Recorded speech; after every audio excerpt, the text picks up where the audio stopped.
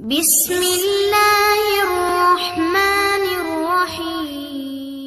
السلام علیکم ورحمۃ اللہ وبرکاتہ۔ محترم پیارے ناظرین، مفید معلوماتی ٹی وی میں ایک بار پھر خوش آمدید۔ آج کی مفید معلومات میں بکرے کے جسم میں موجود یہ چیزیں کھانے والا عمر بھر بیمار رہے گا۔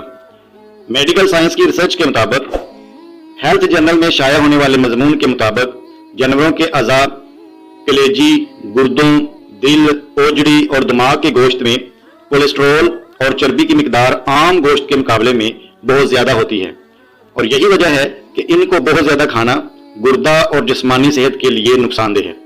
اس کے علاوہ ان اعضاء میں iron, phosphorus, copper, magnesium, folic acid, chromium اور پروٹین کی مقدار بھی بہت زیادہ ہوتی ہے۔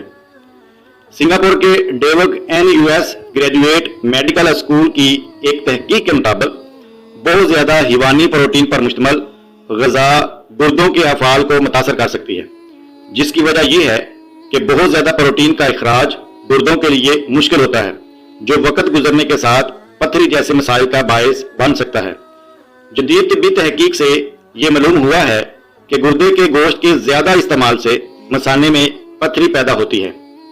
فرمان حضرت امام رضا رحمۃ اللہ تعالی علیہ، بکری کے گردے، اوجڑی، کلیجی اور پھیپھڑے کھانے سے مثانے میں تغیرات یعنی پتھری، ٹھوس ذرات پیدا ہو جاتے ہیں۔